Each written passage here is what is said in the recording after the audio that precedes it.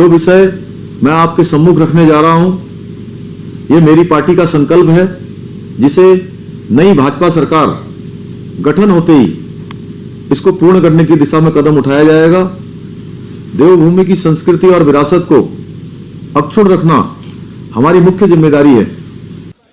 उत्तराखंड में चुनाव प्रचार खत्म होने से चंद घंटे पहले मुख्यमंत्री पुष्कर सिंह धामी के एक बड़े ऐलान के बाद और या इस बड़े दावे के बाद क्या राजनीति का पांसा पलट जाएगा? क्या उत्तराखंड में जो समीकरण भारतीय जनता पार्टी साधना चाहती है, उन समीकरणों में वो सफल हो पाएगी? क्या यूनिफॉर्म सिविल कोड का मुद्दा छेड़कर पुष्कर सिंह धामी ने एक बार फिर उस सियासत को हवा दे दी है जिसके जरिए भारतीय जनता पार्टी पहले से लगातार बातें करती रही है, उसे लागू करने के दावे करती रही है, लेकिन अब तक उसे धरातल पर नहीं उतारा जा सका है।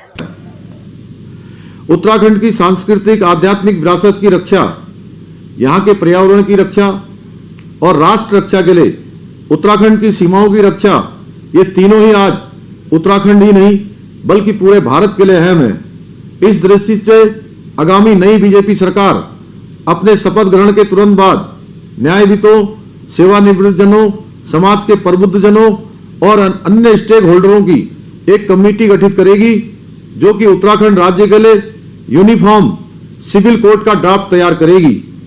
इस यूनिफॉर्म सिविल कोड का दायरा विवाह, तलाक, जमीन जायदाद और उत्तराधिकार जैसे विषयों पर सभी नागरिकों के लिए समान कानून, चाहे वो किसी भी धर्म में विश्वास रखते हो, होगा। ये यूनिफॉर्म सिविल कोड संविधान निर्माताओं के सपनों को पूरा करने की दिशा में एक अहम कदम होगा और संविधान की भावनाओं को मूर्त रूप देगा।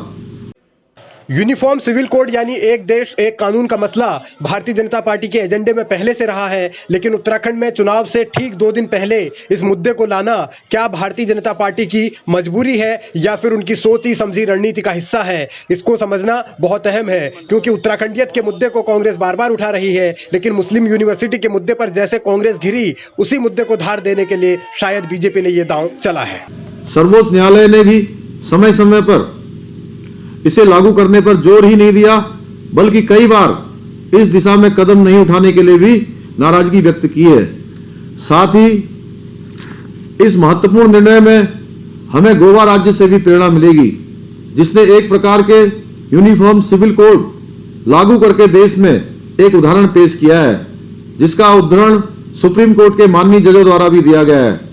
उत्तराखंड में जल्द से जल्द यूनिफॉर्म सिविल कोड लागू करने से राज्य के सभी नागरिकों के लिए समान अधिकारों को बल मिलेगा।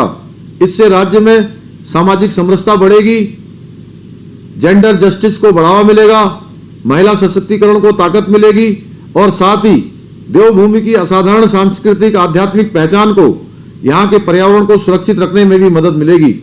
उत्तराखंड का यूनिफॉर्म सिविल कोड दूसरे राज्यों के लिए भी एक उदाहरण के रूप में सामने आएगा। मतदान से ठीक 2 दिन पहले यूनिफॉर्म सिविल कोड का मुद्दा उछालकर क्या धामी ने बड़ा सियासी धमाका किया है? क्या ये पुष्कर सिंह धामी के सियासी जीवन को नई संजीवनी दे पाएगा? क्या उत्तराखंड की राजनीति अब एक नई दिशा की तरफ बढ़ेगी या भारतीय जनता पार्टी इस चुनाव को ध्रुवीकरण के सहारे जीतना चाहती है? ये वो तमाम सवाल हैं जिनका जवाब आने वाले वक्त में जनता जरूर देगी, लेकिन ये जरूर है कि भारतीय जनता पार्टी ने एक दांव जरूर खेल दिया है।